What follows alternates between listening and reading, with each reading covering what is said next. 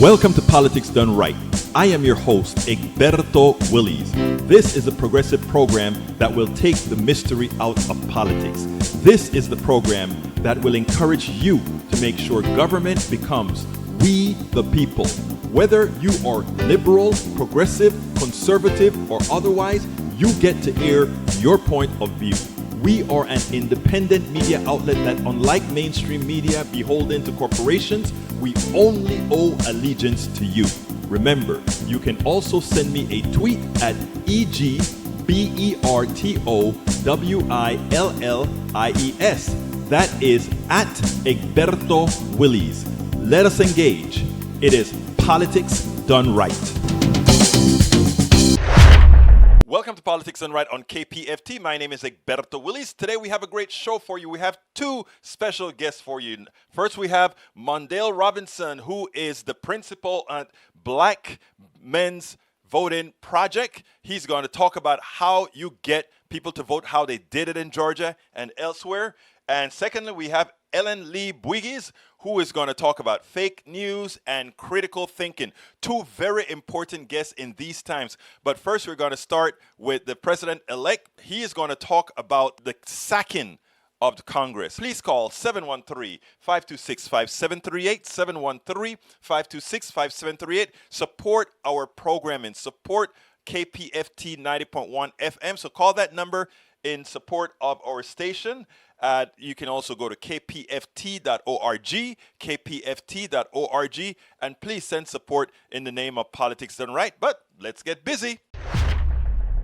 Yesterday, in my view, one of the darkest days in the history of our nation. An unprecedented assault on our democracy. An assault literally on the citadel of liberty and the United States Capitol itself. An assault on the rule of law, an assault on the most sacred of American undertakings, ratifying the will of the people in choosing the leadership of their government. All of us here grieve the loss of life, grieve the desecration of the people's house. But what we witnessed yesterday was not dissent, it was not disorder, it was not protest. It was chaos. They weren't protesters. Don't dare call them protesters. They were a riotous mob, insurrectionists, domestic terrorists. It's that basic, it's that simple. And I wish we could say we couldn't see it coming. But that isn't true. We could see it coming. The past 4 years, we've had a president who's made his contempt for our democracy, our Constitution, the rule of law clear in everything he has done. He unleashed an all-out assault on our institutions of our democracy from the outset. And yesterday was but the culmination of that unrelenting attack. He's attacked the free press, who dared to question his power, repeatedly calling the free press the enemy of the people. Language, at the time he first used it, I and others said, has long been used by autocrats and dictators all over the world to hold on to power, the enemy of the people. Language that is being used now by autocrats and dictators across the world, only this time with the imperator of an outgoing president of the United States of America. He's attacked our intelligence services, who dared tell the American people the truth about the effort of a foreign power to elect him 4 years ago, choosing instead to believe the word of Vladimir Putin over the word of those who've sworn their allegiance to this nation, many of whom had risked their lives in the service of this nation. He deployed the United States military, tear-gassing peaceful protesters in pursuit of a photo opportunity in the service of his reelection, even holding the Bible upside down.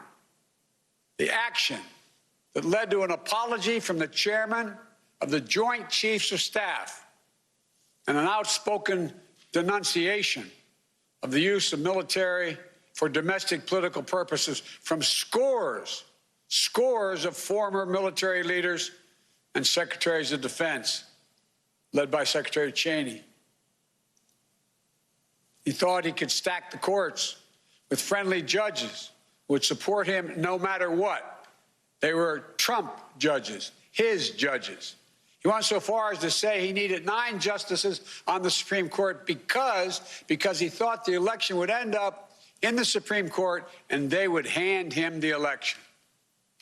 He was stunned, truly stunned, when the judges he appointed didn't do his bidding, instead acted with integrity, following the Constitution, upholding the rule of law, not just once or twice or 3 times, but over 60 times. Let me say over 60 times. In more than 60 cases, in state after state after state. And then at the Supreme Court, as judges, including people considered, quote, his judges, Trump judges, use his words, looked at the allegations that Trump was making and determined they were without any merit. Nothing was judged to put this election in question or doubt by any of these judges. You want to understand the importance of democratic institutions in this country? Take a look at the judiciary in this nation. Take a look at the pressure it was just subjected to by a sitting president of the United States of America. At every level, the judiciary rose to the moment during this election, did its job, acted with complete fairness and impartiality, with complete honor and integrity. When history looks back in this moment that we've just passed through, I believe it will say our democracy survived in no small part because of the men and women who represent an independent judiciary in this nation. We owe them a deep, deep debt of gratitude.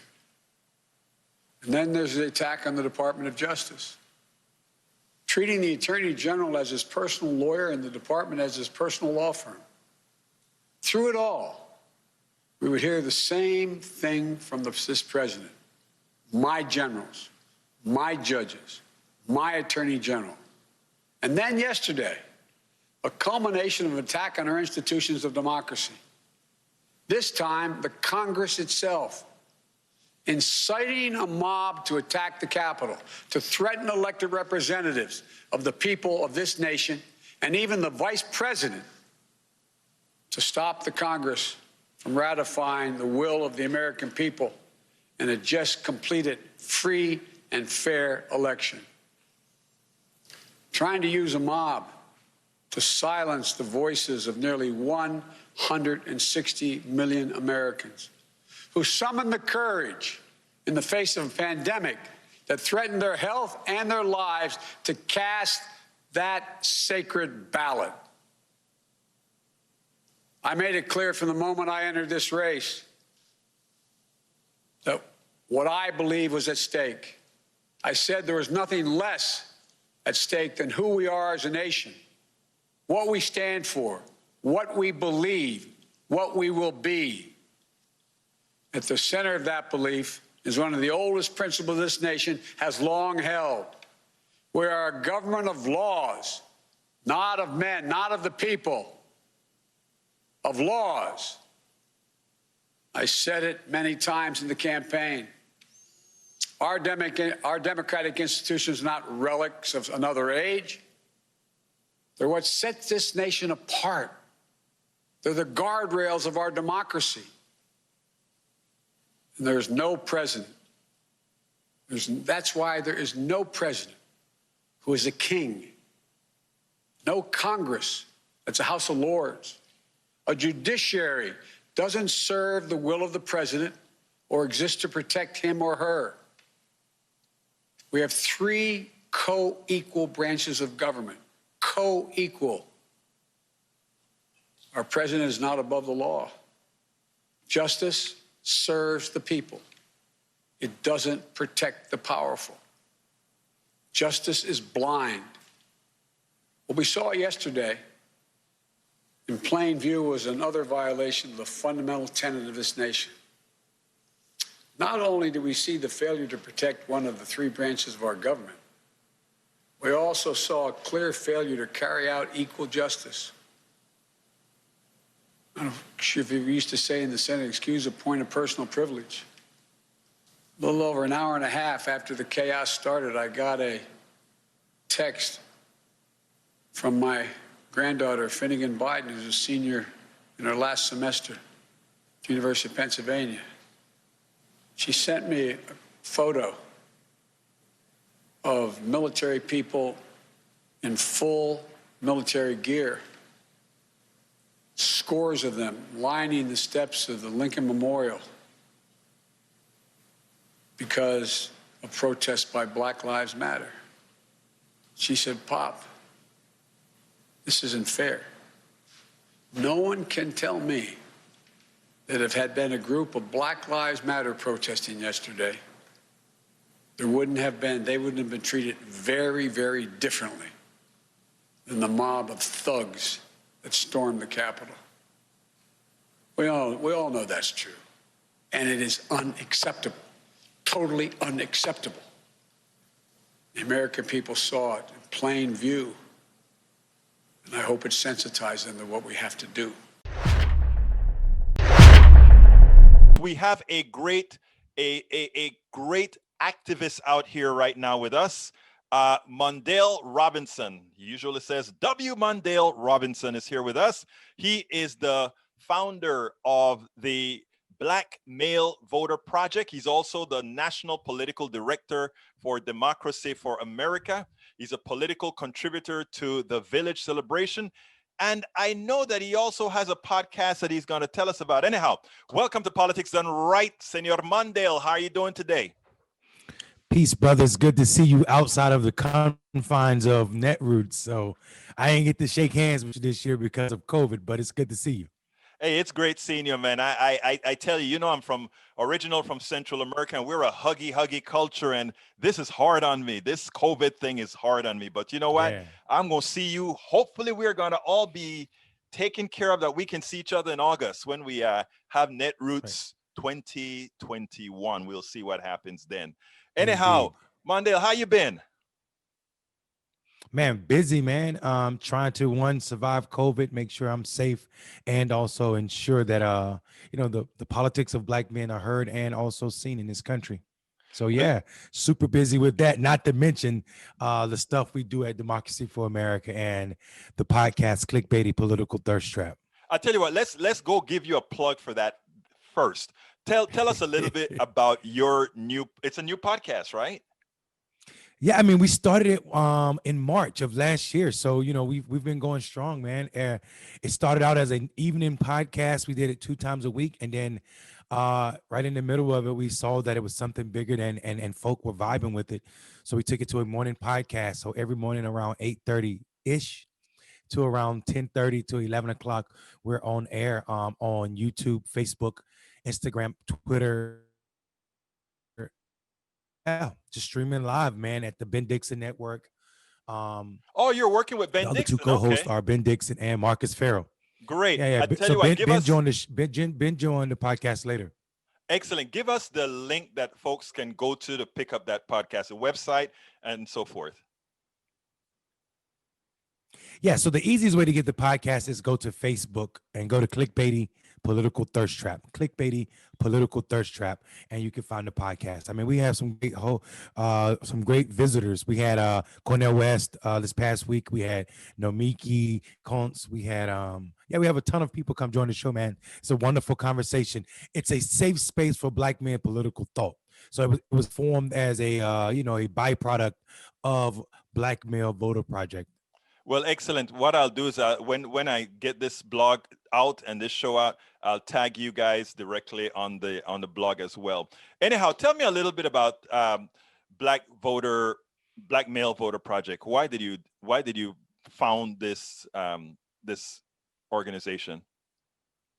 Because I was in politics for 20 years, and And I didn't hear any of the white consultants that control democratic or progressive politics speaking in a way that was conducive to increasing black men's participation in electoral politics.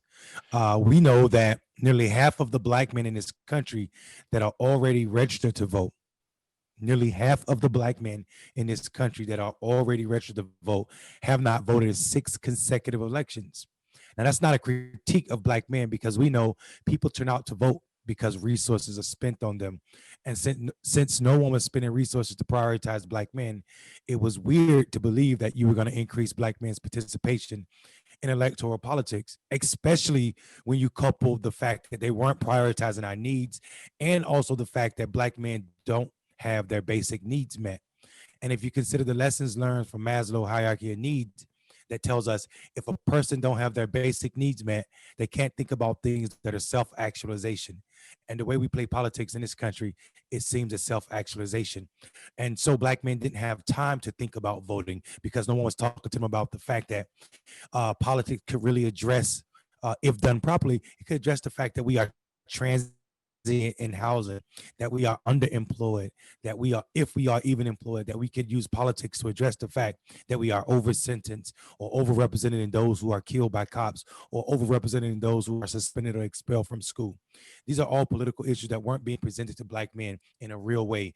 The way the politics come to black men are a very transactional way, 2 months before an election, talking about a candidate prioritizing a personality, or talking about a party that didn't really speak to the needs of black men. So we threw all traditional campaigning out of the window and revamped the way we came up with politics and how we played politics, and presented it to black men in hope that we can expand the electorate and bring more brothers out to the poll.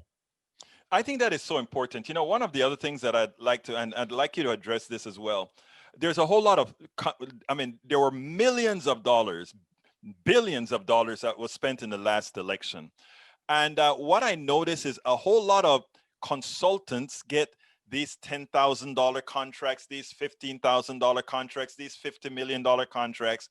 But somehow, from what I've understood, the different groups that comprise, let's say, the Democratic Party, it's usually not spread out to these different ethnicities, people who can better address within their communities that which will bring people out to vote. Is that part of what the reason that you formed this, to ensure that you can say, this is what I represent, you want this vote, fund this vote? I mean, so I mean, you're not off. I mean, the Democratic Party on the presidential election last cycle, 2020, spent $1.3 billion, and less than 5% of that went to people of color, not just black people. Less than 5% went to all people of color. So when you consider that less than 5% of the consultants of that 1.3 billion went to black people, when black people overwhelmingly make up the Democratic base percentage wise, it is absolutely weird. Yeah, I think our reasoning and our the reason we founded Black Male Voter Project has everything to do with the fact that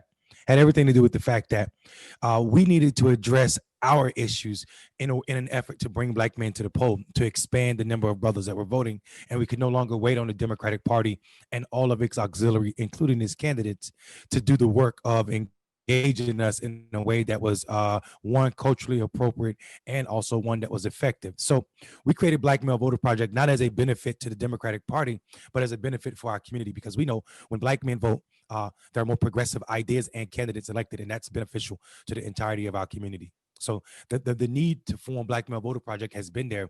I mean, for 150 years, if you consider that black men were the first demographic after white men, with the passage of the 15th Amendment, to get the right to vote. But anybody that believes that the 15th Amendment actually gave black men the right to vote have not been paying attention to American politics. What it actually did was make us the first people to be victims of voter suppression, and it has been consistent if you consider the fact all the ways that white people now try to hinder people from voting, i.e. criminal records, i.e. voter identification, i.e.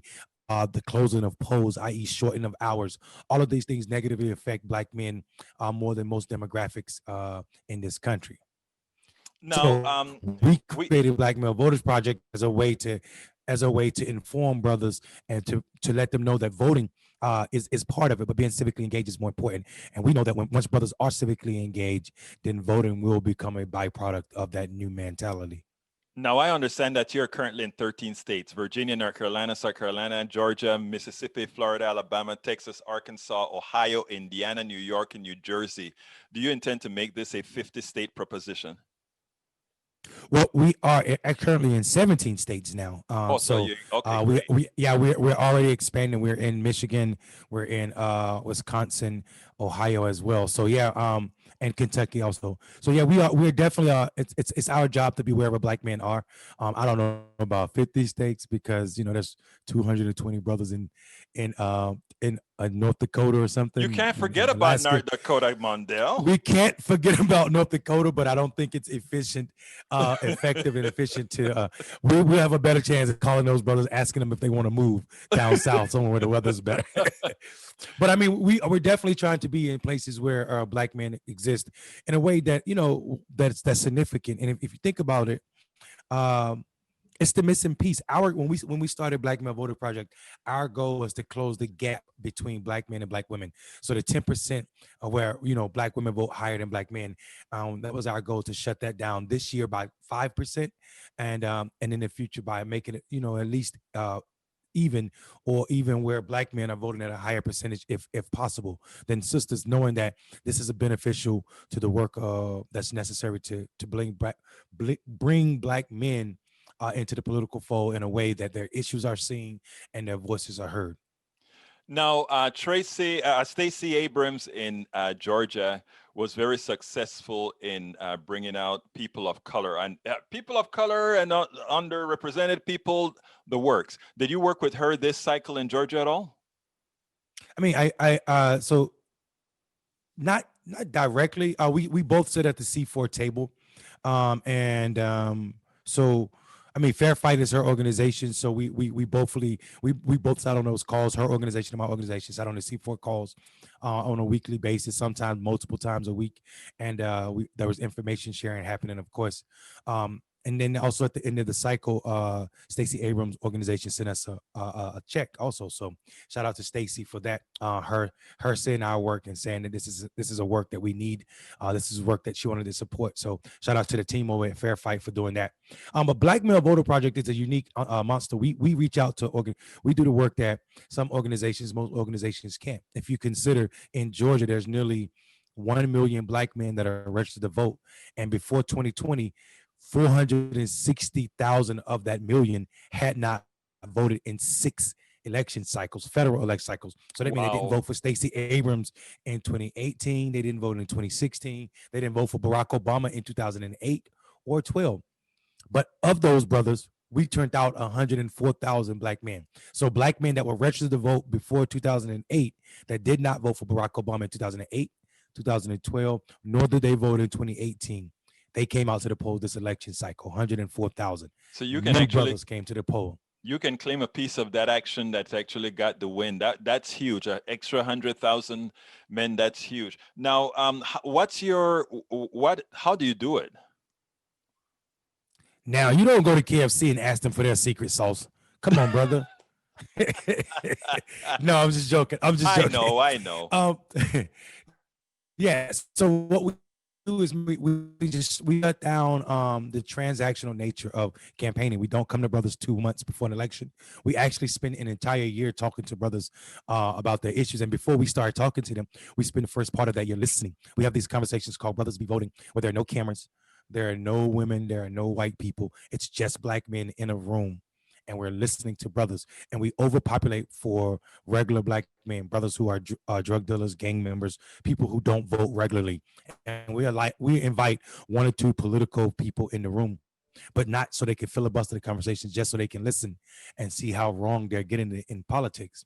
And from those conversations, we build out a national platform with the top 3 issues for black men. And we go around and engage brothers on those issues. And before we get into any political engagement, we ask brothers 5 or 6 questions. Those questions are, what's missing from your community?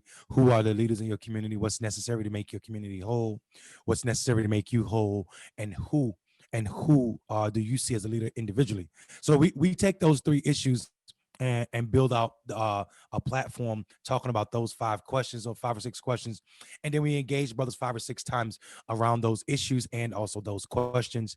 And after that, we begin what looks like a traditional campaign where we start talking how politics affect the issues that they said were important to them, plus with those national issues as well that we identify through our Brothers Be Voting conversations. And from there, we start persuading brothers on how you can make a change, how you can engage these issues, and how voting can change those issues. Not that voting is the only tool that's necessary to get us free, but it's definitely a tool to put in your box to help us get closer to liberation. You know, Mondale, that is magic. The thing about it is, the thing that you said there, you just listen. You first start listening. You start trying to develop a relationship with them, and not just, I need your vote. It's developing a relationship and seeing what actually will make a difference within that community. That is magic, and that will always work. Now, I want to kind of go on a little sidetrack here. We've been seeing between 2016 and 2020. First of all, in 2016 and then past 2016 to 2020, that Black males have supported the likes of Donald Trump in a manner that I find I don't understand. What can you tell me about that? It's not true. It's not okay. So Explain, please. yeah, so there was an exit poll. This whole like the narrative came out like after 2016 because 12% of in 2016 about 12 to 15% of Black men voted for Donald Trump. But what people forget is that every election cycle, somewhere between 8 and 15%, 18 and 20%, 18 and 18% of Black people vote Republican. This is not new. Actually, if you look at every Republican nominee for president, Donald Trump did worse than all of them except for Mitt Romney and John McCain, which were two Republican candidates who lost the presidential election. So in this election cycle, Donald Trump actually did no better with Black men than he did in 2016, which is where Black men always fall. The idea that Black men are running to Donald Trump is a myth that was passed by consultants who were saying all throughout the year that there's no motivation for Black people to go to the poll, and then secondly, Black men are going to vote more for Donald Trump because he was braggadocious or he was rambunctious. And I saw all types of people play into this narrative, from posters to Barack Obama. I even heard Barack Obama say, "Oh, Black men like Donald Trump because of rap music, and rap music is appeasing to Donald Trump." But if you look at rap music, this shows that there's a disconnect between Barack Obama and the Black men in this country, because if you look at rap music before Donald Trump ran for president, there was always songs about Donald Trump and his money. But when he began to run for president, there was a song called F Donald Trump written by Nipsey Hussle and YG in 2015, and there's not been a positive song in rap music about Donald Trump since then. So the world continues to try to play Black men in a certain way, but we continue to show up.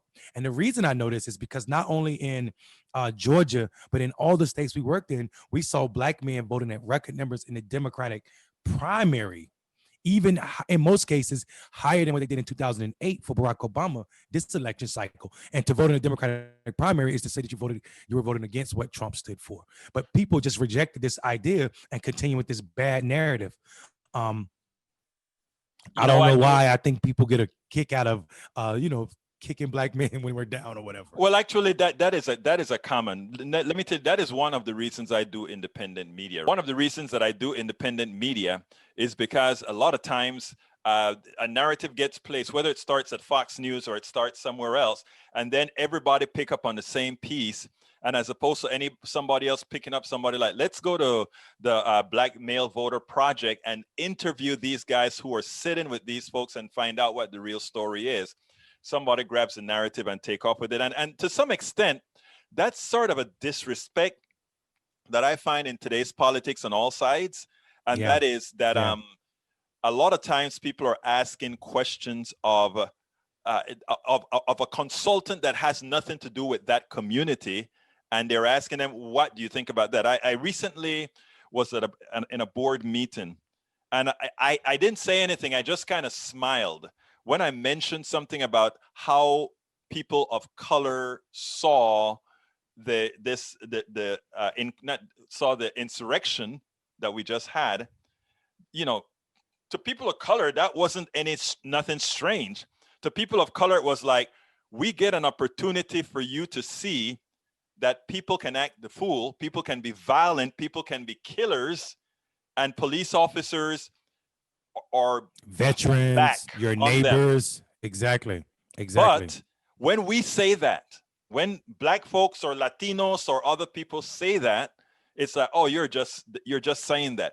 Well, America got to saw on national TV, these people ransacked the Capitol, and most of the police did what again, Mr. Robinson? Stepped aside and let them do it. Exactly. Let me just say something to you. I want to go a step further, and I hope I'm not offending you when I say this. It is absolutely true that what we just saw was a ransacking of the Capitol, but what we actually saw was that patriotism in America is synonymous with white supremacy. We saw veterans. I'm a Marine Corps veteran. We saw veterans. We saw police officers. We saw elected officials show up and try to take over and overthrow the government.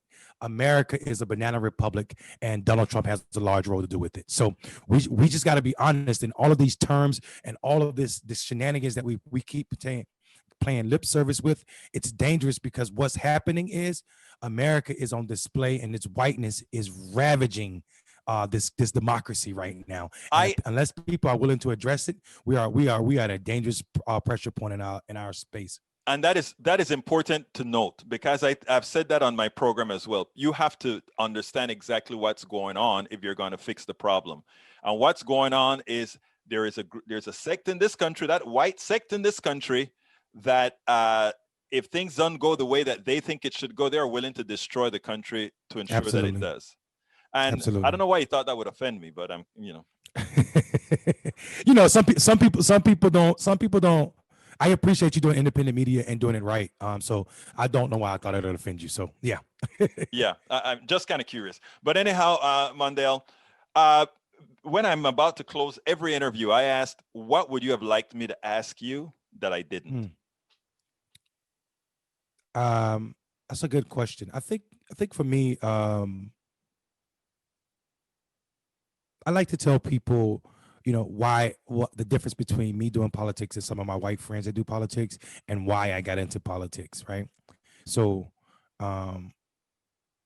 if you would have asked me why I do politics, I would have told you that I didn't start doing politics. Politics started my life, partly because my father, who was the son of a sharecropper, was born on a plantation, meaning he was the son of a sharecropper, and he got a felony conviction for smacking a white boy whose father owned the farm, because the white boy smacked my grandmother and knocked her off the porch. Wow. And his punishment was nothing. But for my father, my family had to take him to Virginia and hide him for 2 years so that the Klan wouldn't kill him for hitting a white man. But when he came back, he got a felony conviction.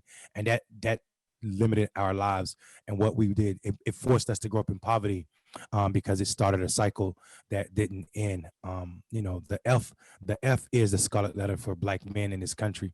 And we growing up in Eastern North Carolina, extremely poor, and my dad having a felony conviction. My entire life, I wondered why my dad, this man who could do anything from laying pavement to putting roofs on houses to building houses almost, but we were always poor. It blew my mind. Coupled that with the fact that the white man that was the fire chief of my hometown was the same white man that sprayed my mother with fire hose her entire life for being downtown after dark, only because she was Black. So growing up in North Carolina, even though I'm 41 years old, I got to witness remnants of segregation and Jim Crow in a way that most people thought was over my entire life. And that's why I do politics, and that's why Black Male Voter Project exists. Mondale, you do it well. Mondale Robinson, founder of Black Male Voter Project, National Political Director for Democracy for America, among many other titles. Thank you so kindly for having been on Politics Done Right. A former partner at McKinsey & Company, Helen Lee Bouygues, has helped transform more than 25 firms. Over the course of a 25-year career, she has raised hundreds of millions of dollars in capital, renegotiated billions of dollars in debt, and brought dozens of companies into the black. Bouygues has lectured around the world. She sits on multiple boards, including those of companies in retail, manufacturing, oil and gas, renewable energy, and automotive parts sectors. She graduated magna cum laude from Princeton University and earned an MBA from the Harvard Business School. Bouygues Bouygues established the Reboot Foundation to promote more critical thinking. Welcome aboard, Helen. How are you doing today? Thank you so much for having me. I'm delighted. I am so sorry for mispronouncing your last name. My other language is Spanish, not French. So bear with me there, okay? No worries at all. None of my American friends know how to pronounce my married last name either. Well, good. I don't feel all that bad after all. Anyhow, we're going to talk about fake news today. You are the fake news expert. You founded a company called Reboot, where the tagline is elevating critical thinking. And let me just tell you, I love your website and I have some critical questions for you. Perfect. Let's get started then. Now, first of all, why did you form this company? I mean, your pedigree says that this isn't what you do. Well, like any foundation, I think it starts with a personal story. The personal story is that my daughter, who is now 10, I founded the Reboot Foundation in 2018. She was just around 7 years old. And she came on one day and she said, "Mom, I'm trying to do a research paper. I need your computer because I need to go on Wikipedia." And that got me thinking, when I was 7 years old, when we had to write research paper meaning 10 sentences really, I would go to the Encyclopedia Britannica. And clearly, the way children gather information today, just like for adults, over 90% of adults gather information online. Children do the same. And I started asking myself, what are we doing differently in our children's education in light of the fact that they predominantly gather information online in this digital age? And that was really the genesis of the need for teaching more critical thinking at a younger age. Now you're going to say, how did you make that jump relative to the digital age? I think the clear message is we all know that any search engines, let alone social media, their algorithm is structured so that it prioritizes what websites or what sites you've been on already. So it's very much geared towards selective thinking. And hence, it's important that we really give the building blocks and the tools necessary to children, even at a young age. And that is critical thinking. And so in effect, you're teaching them how in this ocean of information, how to best select the information that I don't want to say the information that best not suits their needs, but it's more factual to what they're doing. It's not only factual to what they're doing, but it's also about learning to review opposing views, which is obviously what is lacking in our society today, as demonstrated by the Capitol attack yesterday.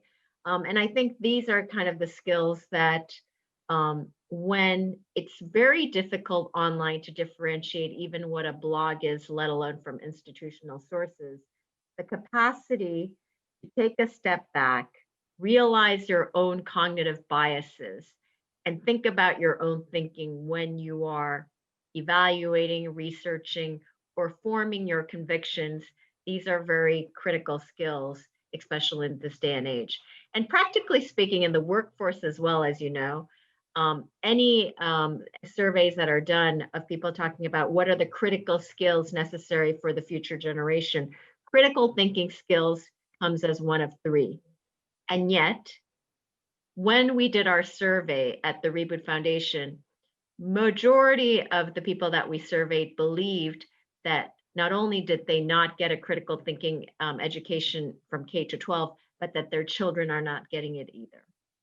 Well, first of all, I'm glad that we are talking after the insurrection that occurred a couple of days ago, because I think that is the culmination of what can occur when misinformation, fake news get out of hand. So we're not just talking in platitudes here. We're talking about something that actually happened. So how do you define Yeah, fake just news? as much as a capital attack, even about COVID itself, COVID-19 itself. If you Right. think about the number of myths that people believe and the amount of fake news that there is around COVID and how the virus spreads to what needs to be done, it's pretty mind blowing. And that obviously is life and death matters. Now, define fake news. How do you define fake news? It's true that fake news was something that was really coined in the last election. And originally it was coined when um, they discovered that the quote that the Pope supported Donald Trump came out of Macedonia. And that was the genesis of fake news. I think now more and more people and journalists are becoming more specific in differentiating what is fake news. So, distinguishing what is misinformation versus disinformation, for example, as you alluded to earlier yourself. Misinformation is obviously mistakes, somewhat misleading information, whereas disinformation is outright hoaxes and lies. And it's true that fake news kind of combobulates both of those arenas today, which is probably something that we need to be more careful about identifying. I think you just made a very important statement that I think people need to understand, and that is differentiation between misinformation and disinformation. Misinformation at times can be not benign, but could have been just erroneously, as you've discussed on your page at Reboot. What is it? Reboot-foundation.org, where you actually talked about how you identify misinformation based on, I think. Having complete information and misremembering and that sort of thing. There's a difference between misremembering something and outright lying about a particular event. Now, what we have in that created the insurrection this week was created by outright disinformation, Misinformation, correct? that's right. That's right. And what we have about mask wearing, etc., that would be considered disinformation as well, correct? Absolutely. And the reality is most people, at least in the COVID situation, it is a question of media literacy because a lot of people were gathering information from sites that were unknown. Very few people would actually go to the CDC site to gather information. So there were myths, everything from in the springtime, because of weather and temperature, COVID would disappear.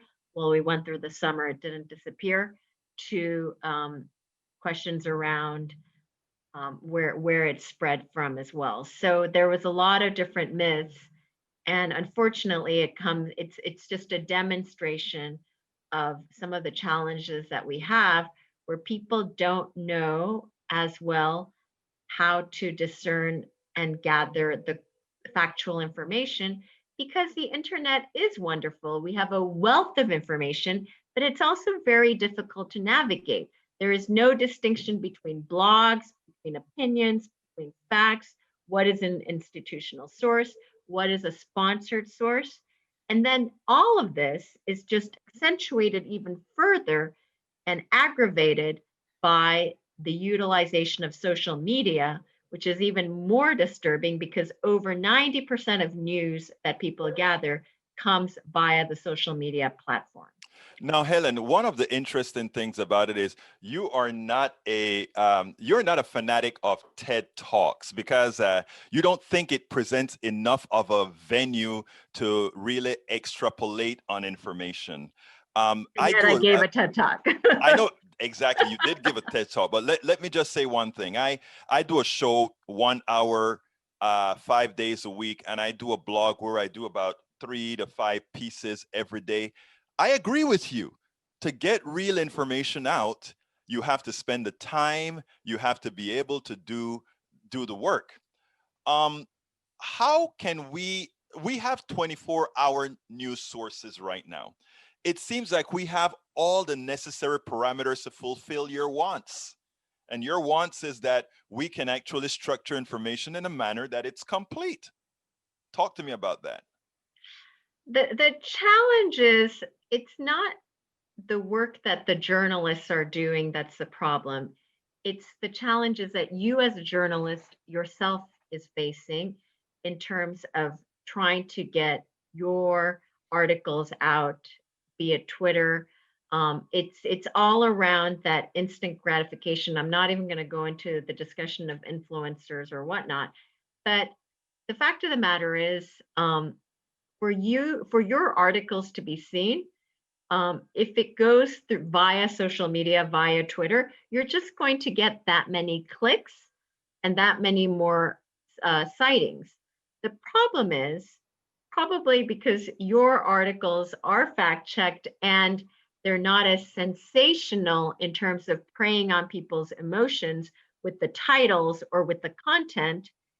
In social media, it's not going to be high on the ranking because the algorithm of Facebook and all these social media sites is, and even they will admit, that what takes higher priority in what shows up when you go on Facebook is around content that is prey to your emotions because that keeps people on their platform longer.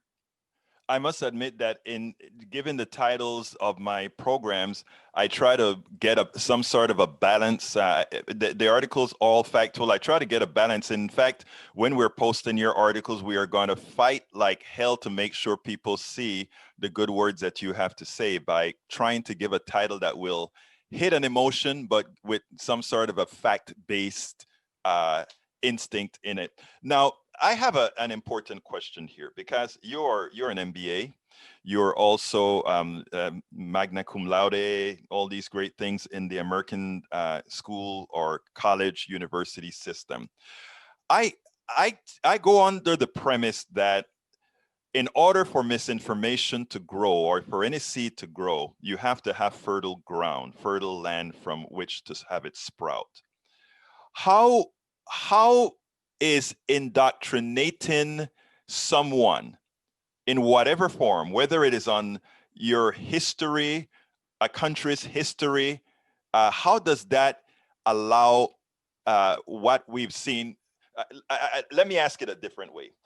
I look at the insurrection that we had this week. And much of what I see in that insurrection is not that these are bad people. No. What I see is that these are people that have heard about an Americana that has never existed. These are people that believe they're losing something they've never had. And these are people that the system has actually hurt, looking for a scapegoat. And I mean, think it's a parallel reality show that kind of is going on, right? right. I totally agree with you that these are not ill-intentioned people. But there are studies that show that even people who are well-educated, who are trained, if they keep continuing hearing lies and are pounded with faulty information, even if their initial instinct is to question the subject matter, just by default of being pounded with the same information, the brain actually starts believing it. So that's one phenomenon that's going on. The second is it goes back to the fundamentals of the Reboot Foundation. If we don't build on building blocks of critical thinking skills, it's not easy, it's not comfortable to always challenge your initial instinct or convictions that you have. It's actually very uncomfortable. Very. And so unless you really make an effort to challenge your own thinking, which is the ultimate liberty if you think about it, if you don't have the habit of doing that, then the fallback is to read things, absorb things without really questioning the source or even whether or not there might be a different point of view or whether or not perhaps because of your prior experience or your misfortunes that you might not have a cognitive bias about a matter. So that's why I think it's a combination of what we need to do in terms of media, both governments, social media companies. We really need to rethink how information is being distributed. But more importantly, I think we need to provide that education to our children as well as us adults, again, as reminders that critical thinking is indeed absolutely necessary in this digital age. Helen, what you just said there is the magic of our conversation. First of all, the ultimate freedom is, in fact, the ability for one to continue to not change their minds, but learn, which that learning may change their minds. Yes. That is important. And let me just tell you that the experiment you just talked about, I did with Rush Limbaugh. I spent 1 week listening to Rush Limbaugh, and I did it intentionally so I could get out of it later on. I did it intentionally. And the idea was at the end of that week, I started falling back onto some of the ridiculous things that he said. It actually sounded plausible. And when I saw somebody do something that triggered what he said, that was my initial reaction. So I actually did the experiment on myself and then slapped myself and said, oh, don't forget. Back to reality.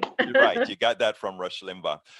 So, I mean, I think that last statement that you made is imperative that we can get across to people. The biggest freedom is the ability to learn and not let your biases be the only thing. That's one of the reasons in the work that I do. I am a progressive, very, very progressive person who entertains the right all of the times, entertain in what we do all of the times.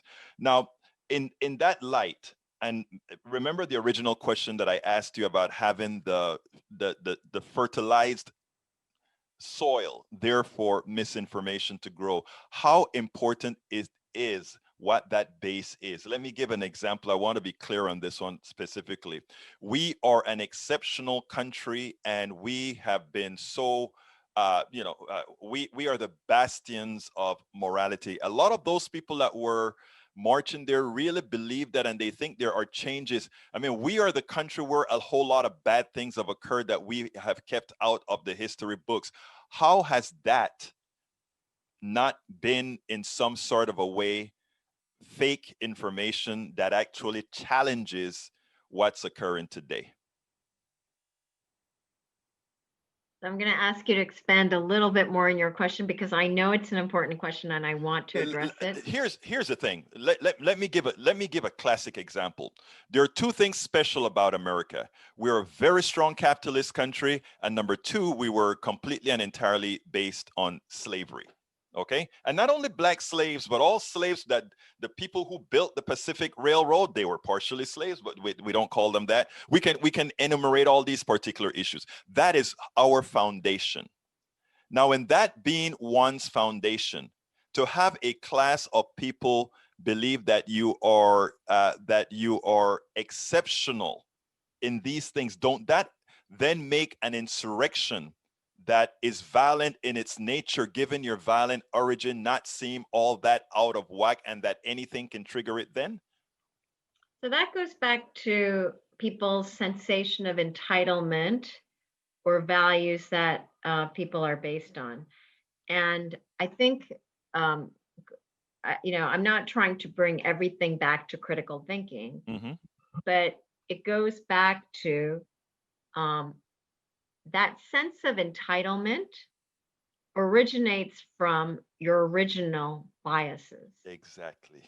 And I think the important thing is, especially even in universities today, and this is something that I struggle with, we teach people how to write a very good thesis and a paper, which includes an introduction and a conclusion and evidence to back it up. But we don't actually challenge even scholars to actually look at the counter arguments to see if there are flaws in your original thesis and the evidence. And that, by definition, nurtures people's biases. Right. And then we keep building on it because the thesis, by definition, is drawing upon other scholarly books. So what do people do? When they are studying something, they will go to the footnotes, go to the introduction chapter titles, and look for those paragraphs that justify, again, their original bias. So this is fundamentally what critical thinking is supposed to avoid. It's supposed to help you avoid, and that is why I don't want to change the tone of your question, but I do think that a lot of that basis relies on the fact that we're not doing enough critical thinking. Helen Lee Bouygues. Bouygues. Helen Lee Bouygues. It was my pleasure to have you on Politics Done Right. But before I go, I'd like to ask you, how can people get in touch with you? How can people work with you with your new organization, Reboot? Thank you. So our website is reboot-foundation.org. All of our studies and material are guides for parents or guides for teachers. They are all online free. And you can sign up for a newsletter where we will send you updates of new studies and articles we publish. Last question. What would you have liked me to ask you that I didn't ask you? It's not a question, but I do want to applaud all journalists for what you're doing, because I know that this day and age, it can feel very frustrating, especially around the things that are going on when you have President Trump that used to denigrate really the solid investigative work of journalists and what you're trying to do. I can only imagine it's frustrating. And I do want to applaud you for the work that you're doing, because if we don't have journalists like yourselves, then the information that people can use to guide their decision making is very much lost. So I did want to conclude with that. Thank you so kindly, Helen. And please, folks, Reboot Foundation, the founder of Reboot Foundation, thank you so kindly for having been on Politics Done Right. Thank you. I hope you enjoyed that. Please, folks, don't forget, call 713-526-5738, 713-526-5738, and become a member of KPFT. You can also go to kpft.org, kpft.org. My name is Egberto Willis. This is Politics Done Right, and you know how I end this baby. I am what? Out!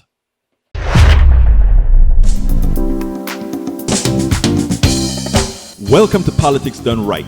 I am your host, Egberto Willis. This is a progressive program that will take the mystery out of politics. This is the program that will encourage you to make sure government becomes we the people.